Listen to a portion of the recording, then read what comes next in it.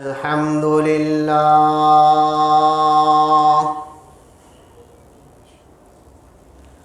الحمد لله رب العالمين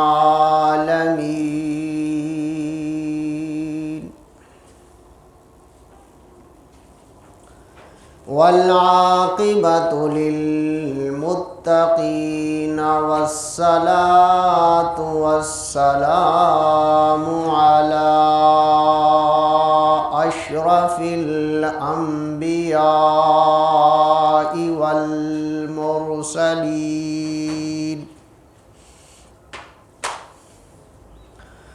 وعلى آله وأصحابه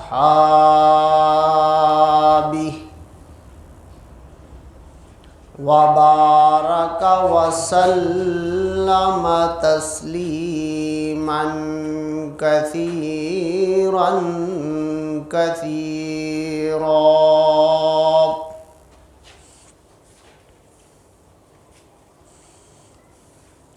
لا سيما على الخلفاء الراشدين المهديين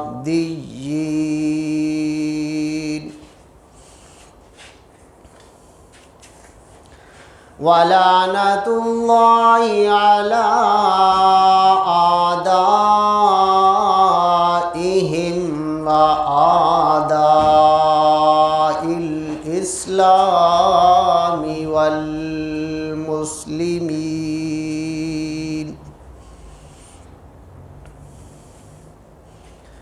أما بعد، أعوذ بالله من الشيطان الرجيم. بسم الله الرحمن الرحيم.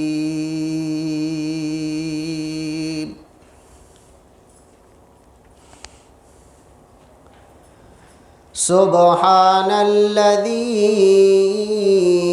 أسرى بعبده ليلا من المسجد الحرام إلى المسجد الأقصى الذي باركنا حوله لنريه من آياتنا إنه هو السميع العليم.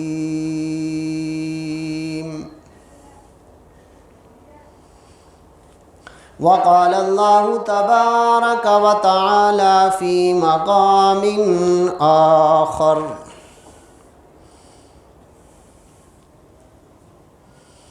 فأوحى إلى عبده ما أوحى ما كذب الفؤاد ما رأى أفتمارونه على ما يرى وَلَقَدْ رَآهُ نَزْلَةً أُخْرَى عِندَ سِدْرَةِ الْمُنتَهَى عِندَهَا جَنَّةُ الْمَأْوَى إِذْ يَغْشَى السِّدْرَةَ مَا يَغْشَى ما زاغ البصر وما طغى.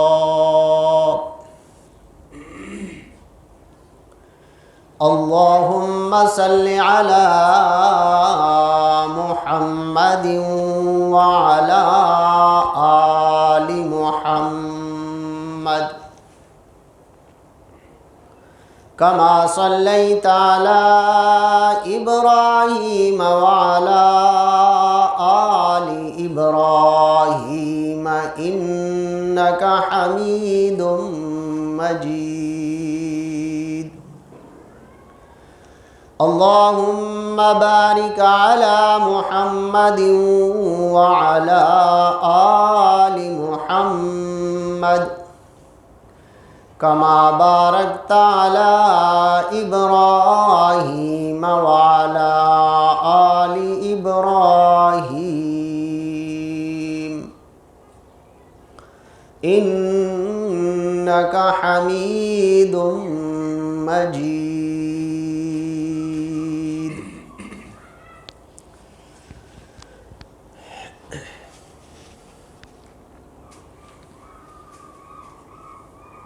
میرے انتہائی واجب الاحترام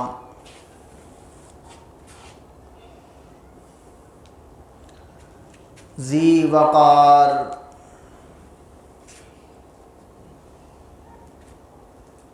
بزرگوں اور نوجوان ساتھیوں،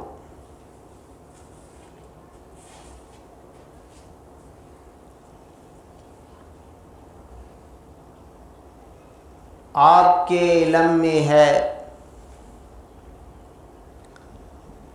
کہ یہ مہینہ اسلامی اعتبار سے رجب المرجب کا مہینہ چل رہا ہے،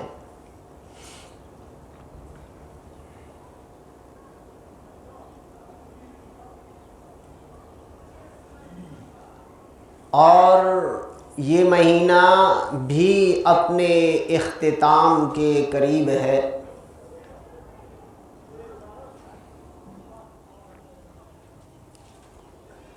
اور اسی مناسبت سے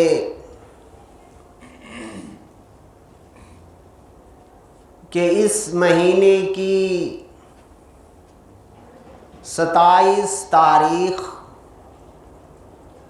یعنی کہ 27 رجب المرجب کو ایک عظیم الشان،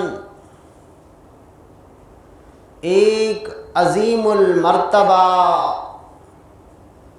اور انتہائی اہم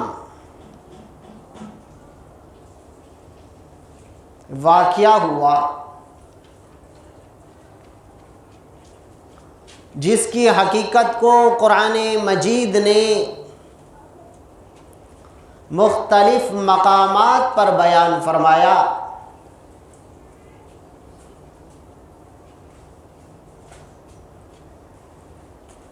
اس کو کہتے ہیں واقعہ معراج۔ ویسے عربی اعتبار سے معراج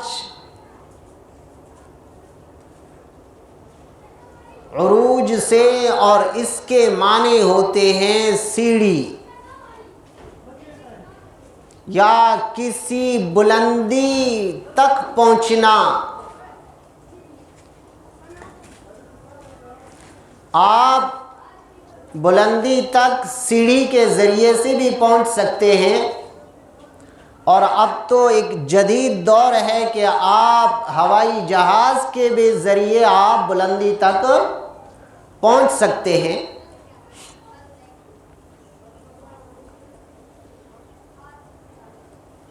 تو اس میں 3 چیزیں ہیں۔ ایک کو اسراء کہا گیا، اور دوسرے کو معراج کہا گیا، اور تیسری صورت اس کو اعراج کہتے ہیں۔ تو حضرت محمد صلی اللہ علیہ وسلم کے اس عظیم الشان سفر جو اللہ رب العزت نے کرایا ہے، اس کو اسراء وہ زمین کا سفر کہ حضور اقدس صلی اللہ علیہ وسلم نے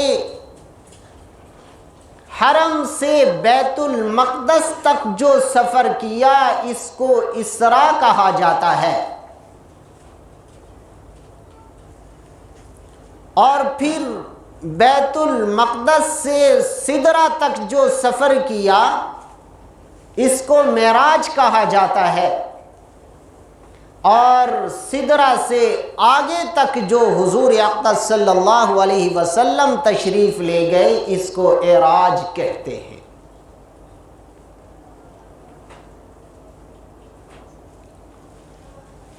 تو میرے محترم سامعین، یہ پیش کب آیا ہے، اس کا پس منظر کیا ہے؟ اس کا پس منظر یہ ہے کہ جب حضور اقدس صلی اللہ علیہ وسلم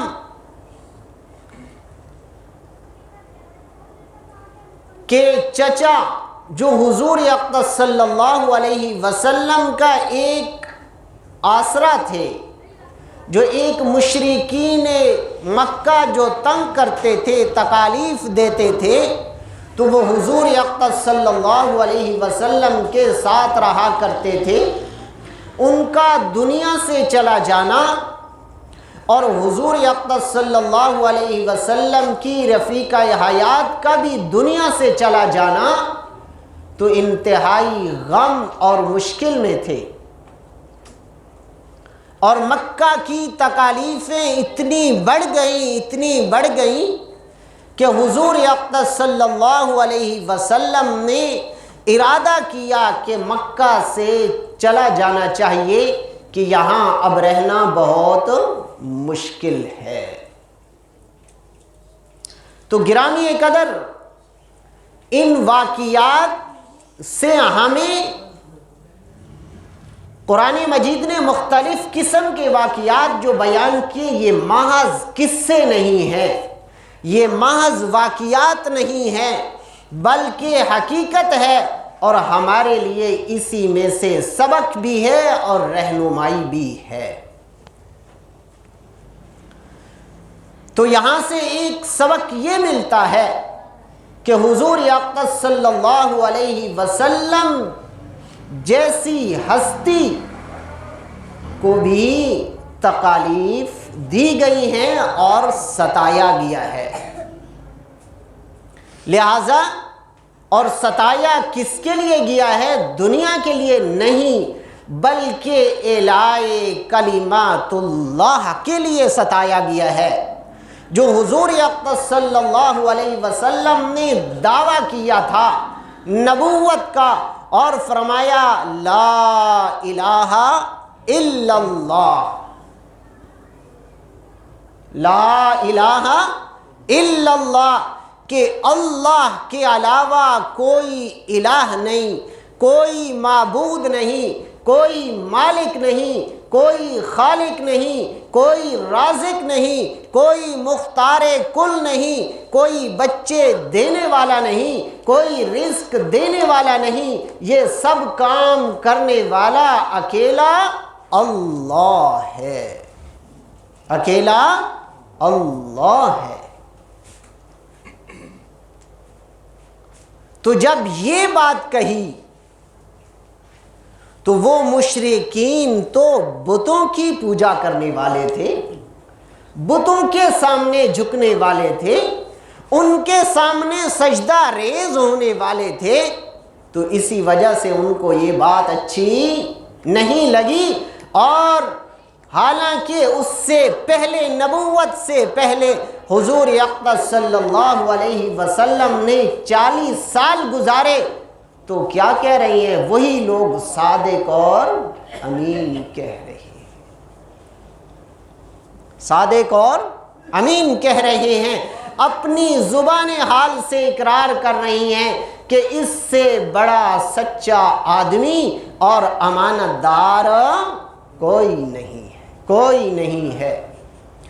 تو یہاں سے یہ بات سمجھ آتی ہے کہ جو آدمی پہلے ایک آدمی کو صادق اور امین کہتا ہے اور سچا کہتا ہے، اور بعد میں اس کو جھوٹا کہتا ہے، تو سمجھ لیں کہنے والا خود غلط ہے، پہلے تصدیق کر رہا ہے اور پھر تکذیب کر رہا ہے۔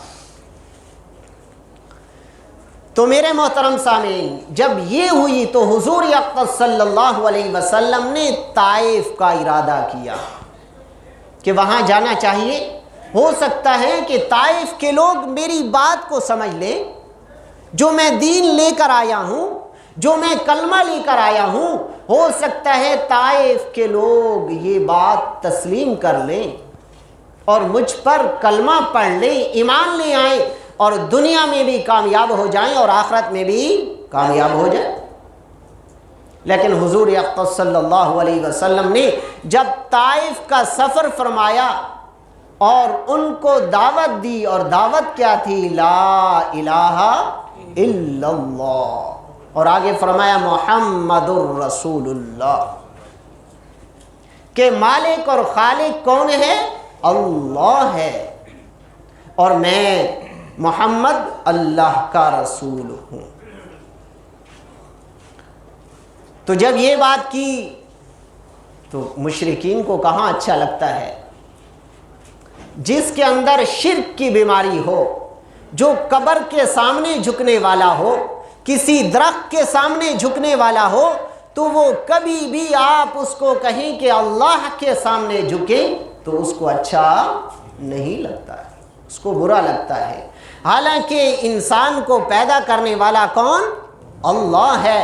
تو جب اللہ نے پیدا کیا تو پھر یہ مبارک پیشانی کس کے سامنے جھکنی چاہیے؟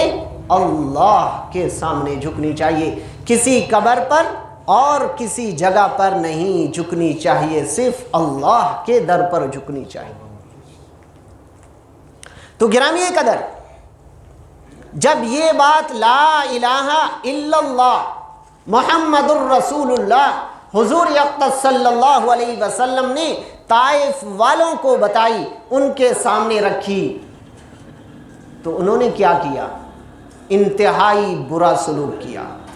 اور یہاں سے ایک بات اور بھی سمجھ آتی ہے کہ گرامی قدر، اگر بڑے ہمیشہ کام جوانوں سے لیا جاتا ہے، اگر آپ کوئی اچھا کام لیں تو جوان اس کو کر گزرتے ہیں، اور اگر کوئی برا کام کرائیں تو وہ کر گزرتے ہیں. وجہ کیا ہے؟ کہ ان کو کسی چیز کی پرواہ نہیں ہوتی ہے. جو بڑے ہوتے ہیں نا، وہ سوچ سمجھ کے قدم اٹھاتے ہیں، آیا اس میں میرا فائدہ ہوگا یا نقصان ہوگا. جوان کو آپ ایک کام بتائیں، وہ کہتا ہے دیکھا جائے گا، اس کو تو کرنا ہی ہے. تو گرامی قدر، یہاں بھی ایک ہمیں یہ سبق ملتا ہے کہ ہمیں دین کے اعتبار سے جوانوں پر محنت کرنی چاہیے. اپنی اولاد پر بھی ہم محنت کریں کہ یہی مستقبل میں جا کر ہمارے رہنما بنیں گے اور مختلف عہدوں پر بھی بیٹھیں گے، مختلف کاروبار بھی کریں گے اور سارے معاملات کریں گے. اگر ان کی تربیت اچھی ہوگی تو ہمارے رہنما بھی اچھے ہوں گے. تو طائف والوں نے جوانوں کو پیچھے لگا دیا حضور اقدس صلی اللہ علیہ وسلم کے، کہ حضور اقدس صلی اللہ علیہ وسلم دعوت دے رہے ہیں، دین کی بات کر رہے ہیں، اور وہ پتھر بھی مار رہے ہیں، تالیاں بھی بجا رہے ہیں، گالیاں بھی دے رہے ہیں، سارے کام جتنے ہو سکتے ہیں وہ کر رہے ہیں. تو یہاں سے کیا سبق ملتا ہے؟ کہ حضور اقدس صلی اللہ علیہ وسلم دین کی بات کر رہے ہیں تو وہاں کے لوگ نہیں چھوڑ رہے. تو میرے محترم سامعین، اگر ہم دین پر چلیں گے، دین پر عمل کریں گے تو ہماری مخالفت ضرور ہوگی. ہماری مخالفت سب سے پہلے خاندان میں مخالفت ہوگی. سب سے پہلے اگر دین کا مسئلہ آپ چلائیں گے، دین کی بات کریں گے، تو سب سے پہلے آپ کے گھر والے مخالف ہو جائیں گے. لیکن اس چیز کی پرواہ نہیں کرنی.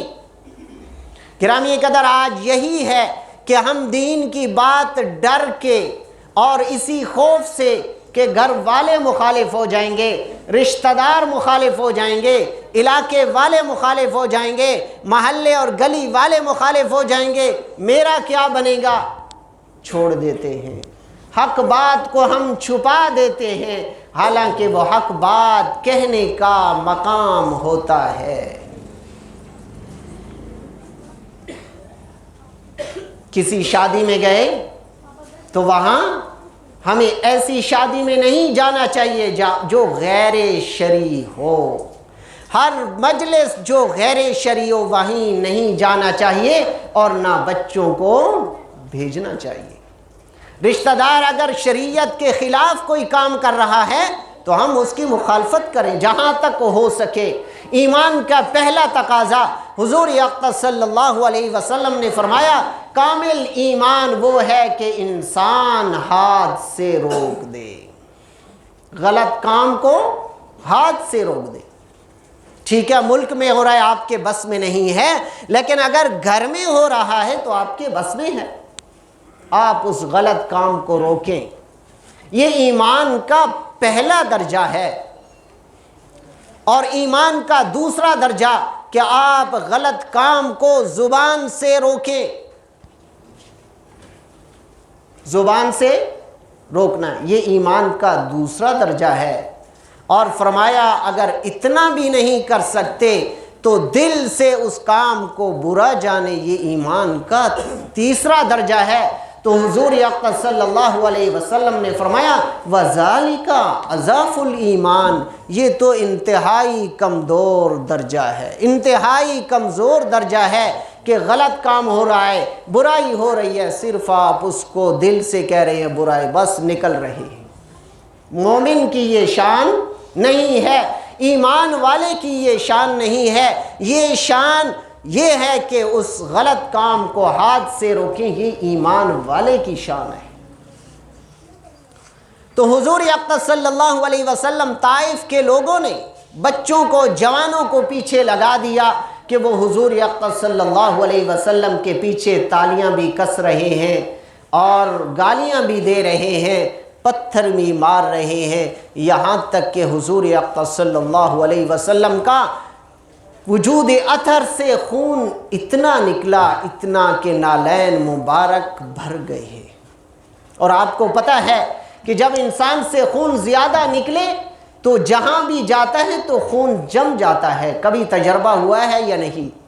تو اتنا خون بہہ بہہ کے نالین مبارک میں، قدم مبارک میں لگا کہ وہ نالین مبارک حضور صلی اللہ علیہ وسلم کے پاؤں کے ساتھ چپک گئے۔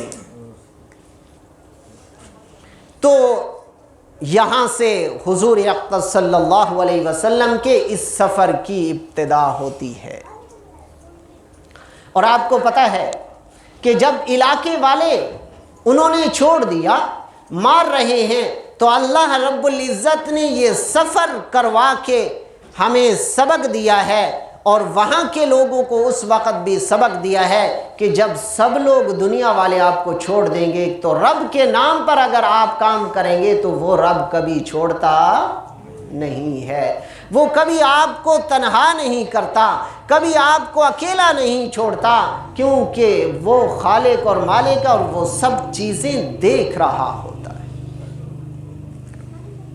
اس لیے فرمایا سبحان الذی اسری بعبدہ لیلا من المسجد الحرام، سبحان پاک ہے وہ ذات، سب عیبوں سے پاک ہے، وہ مالک الملک ہے، اس کے ذات کے اندر کوئی عیب نہیں ہے۔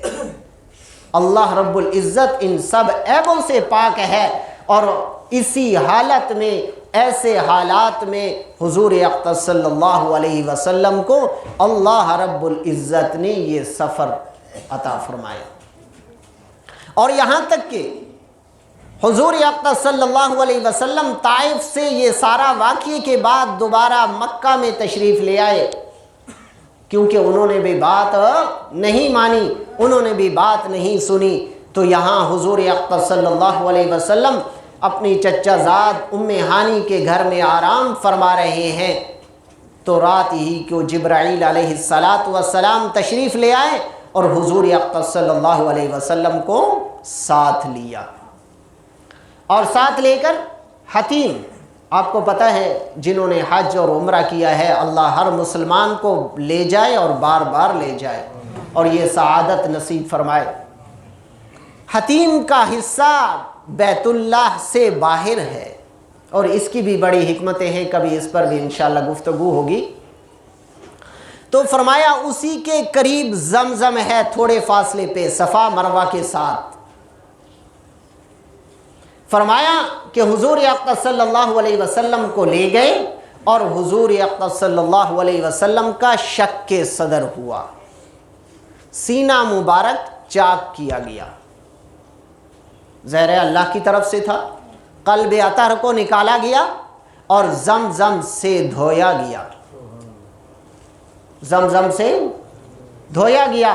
دھونے کے بعد اللہ کی طرف سے تشت آئے ایمان اور حکمت کے، وہ اس قلب کے اندر ڈالے گئے۔ یہاں سے ہمیں کیا سبق ملتا ہے؟ گرامی قدر، ہمارا دل صاف کیسے ہوگا؟ جب ہم اللہ کی یاد کریں گے، اللہ کا ذکر کریں گے، قرآن کی تلاوت کریں گے تو ہمارا دل منور ہوگا، ورنہ اس کے اندر جتنے دنیا کی غلاظت اور گندگی ہیں یہ کبھی صاف نہیں ہوتی۔ اور دل صاف صرف ہوتا ہے تو دین اسلام کے ساتھ جڑنے سے ہوتا ہے، ذکر سے ہوتا ہے، نماز سے ہوتا ہے، تلاوت سے ہوتا ہے، اور اس کا مزہ چکھ کر دیکھیں، پھر آپ کو دنیا کی کوئی چیز میں لذت نہیں آئے گی۔ کیوں؟ اللہ رب العزت نے قرآن میں بیان فرمایا، الا بذکر اللہ تطمئن القلوب، اور دوسری حدیث مبارکہ فرمایا کہ حضور اقدس صلی اللہ علیہ وسلم نے فرمایا کہ جسم کے اندر ایک لوتھڑا ہے، اگر وہ لوتھڑا ٹھیک ہو تو پورا جسم ٹھیک ہوتا ہے، اگر وہ خراب ہو تو پورا جسم خراب ہوتا ہے۔ اذا صلحت صلحت جسد کل واذا فسدت فسدت جسد کل الا وہی القلب او کما قال علیہ الصلاۃ والسلام۔ حضور اقدس صلی اللہ علیہ وسلم نے فرمایا کہ ایک جسم کا لوتھڑا ہے جسم کے اندر، دل کے بارے میں فرمایا اگر وہ ٹھیک ہو تو پورا جسم ٹھیک ہوتا ہے، اگر وہ خراب ہو تو پورا جسم ہی خراب ہوتا ہے۔ اس کا یقیناً مشاہدہ کریں، کیسے کہ کبھی دل پریشان ہوتا ہے تو انسان کو کسی چیز میں دل نہیں لگتا، اور جب یہ ٹھیک ہو تو انسان سارے کام کر رہا ہوتا ہے۔ اور میرے محترم سامعین، اسی دل پر ہماری کوئی محنت نہیں ہے، اس کو درست کرنے کے لیے ہم کوئی محنت نہیں کر رہے، حالانکہ حقیقت یہ ہے کہ ہمیں دن میں کچھ وقت، جیسے ہم نماز پڑھتے ہیں، تلاوت کرتے ہیں، کچھ وقت نکال کر ہم اللہ کا ذکر کریں اکیلے میں بیٹھ کر، پھر آپ کو جو ایمان کی حلاوت آئے گی اور مزہ آئے گا، پھر آپ کہیں گے واقعی یہ دنیا کی چیزیں بالکل کچھ نہیں۔ اس لیے اہل اللہ، اللہ والے جو ہیں، وہ روزانہ کے اعتبار سے گھنٹوں گھنٹوں اللہ کا ذکر کرتے ہیں، لا الہ الا اللہ کی ضرب لگاتے ہیں دل پر، اور یہ دل پر جب بندہ ضرب لگاتا ہے تو ساری نحوستیں اور دنیا کی غلاظتیں دل سے نکل جاتی ہیں، اور اللہ، اس لیے حدیث مبارکہ میں آیا ہے کہ اللہ کہیں بھی نہیں رہتے لیکن صرف مومن کے دل میں رہتے۔ اور آپ کو پتہ ہے کہ اگر برتن گندا ہو تو ہم اس میں کبھی کوئی چیز نہیں ڈالتے، پہلے اس کو صاف کرتے ہیں۔ اگر گندا برتن ہو اور اس میں دودھ ڈال دیا جائے تو دودھ کی کیا کیفیت ہو جی؟ خراب ہو جائے گا۔ ایسے ہی ایمان ایک دودھ سے بھی زیادہ صاف ستھرا ہے، وہ ایمان تبھی اندر جاتا ہے جب دل صاف ہو، اگر دل میلا ہو، غلاظت والا ہو تو کبھی ایمان اندر نہیں جاتا۔ تو گرامی قدر، یہاں انشاءاللہ اس کو روک لیتے ہیں، اس کو مزید آگے چلائیں گے، تو آپ وعدہ کریں کہ روزانہ کے اعتبار سے ہم ذکر کیا کریں گے، کچھ وقت نکالیں، 5 منٹ ہی کیوں نہ نکالیں، 10 منٹ، اور کیا یہ آنکھیں بند کر کے لا الہ الا اللہ، لا الہ الا اللہ، لا الہ الا اللہ، اس طرح ہم ذکر کرتے رہیں اور دل پر توجہ کر کے کریں تو انشاءاللہ العزیز ہمیں بہت فائدہ ہوگا، بہت زیادہ فائدہ ہوگا، یہاں تک کہ یہ دنیا کی چیزیں حقیقتاً یہ اہل اللہ اور جو یہ کام کرتا ہے اس کو سمجھ آتے ہیں، اس کے نزدیک نہ دنیا کی کوئی حقیقت رہتی ہے، نہ بلڈنگ اور کوٹھیوں کی کوئی حقیقت رہتی ہے، نہ گاڑیوں کی کوئی حقیقت رہتی ہے، اور نہ پیسے کی کوئی قدر ہوتی ہے کہ یہ کیا ہے۔ لوگ حالانکہ بھاگ رہے ہوتے ہیں، میرا ایسا مکان ہونا چاہیے، میری ایسی گاڑی ہونی چاہیے، میرے ایسے کپڑے ہونے چاہیے، میں ایسے رہوں، میں ویسے رہوں، اسی کے پیچھے ہم دنیا ساری زندگی گزار دیتے ہیں، اپنا سارا وقت اسی میں ضائع کر دیتے ہیں۔ لیکن اگر دل پاک اور صاف ہو تو اس کے نزدیک کوئی نہیں ہے، کہاں بیٹھا ہوں، کیا کھا رہا ہوں، واللہ وہ جہاں اس کو بٹھا دو وہ بیٹھ جائے گا۔ لیکن اگر یہ نہ ہو تو بھائی میرے لیے تو آپ نے جگہ بھی اچھی نہیں بنائی، میرے لیے تو آپ نے کھانا بھی اچھا نہیں بنایا، میرے کپڑے تو پریس نہیں ہوئے اچھی طرح، اس میں کلف بھی نہیں ہے، میرا جوتا ایسا ہونا چاہیے، یہ گاڑی، یہ ٹیکسی میں کیسے بیٹھوں، میری شان کے خلاف ہے، کوئی بڑی گاڑی لے آؤ۔ لیکن جو اہل اللہ ہوتے ہیں، جو اللہ والے ہوتے ہیں، وہ قطعاً ان کے ہاں اس چیزوں کی پرواہ نہیں ہوتی۔ اور یہ بھی نہیں ہے، اہل اللہ اس کو نہیں کہتے جو گندے لباس میں ہو، جس کو ہم ملنگ سمجھ رہے ہوتے ہیں اور کہتے ہیں یہ اہل اللہ ہے، یہ بڑا اللہ والا ہے۔ نہیں، اہل اللہ ہمیشہ صاف ستھرے رہتے ہیں۔ سادگی گندے لباس کو نہیں کہتے، ایمان اور مومن ہمیشہ صاف ستھرا رہتا ہے، سادگی صاف ستھرے کو ہی کہتے ہیں کہ اس میں بناوٹ نہ ہو، آپ میں تکبر نہ ہو، یہ چیزیں نہ ہو، اس کو سادگی کہتے ہیں۔ لوگ سمجھتے ہیں سادگی اس کو کہتے ہیں کہ ٹوپی ٹیڑھی ہے، گندی شلوار ہے، گندے کپڑے، یہ سادہ، ایسے نہیں، صاف ستھرا ایمان والا ہوتا ہے۔ تو اللہ رب العزت مجھے بھی اور سب کو اس پر عمل کی توفیق عطا فرمائے۔ اور حضور اقدس صلی اللہ علیہ وقت زیادہ ہو گیا، حضور اقدس صلی اللہ علیہ وسلم کا واقعہ معراج انشاءاللہ چلے گا، اور اس سے یہ جو ہمیں سبق ملتے ہیں ہم نے وہ اپنی زندگی میں لانے۔ اللہ رب العزت عمل کی توفیق عطا فرمائے۔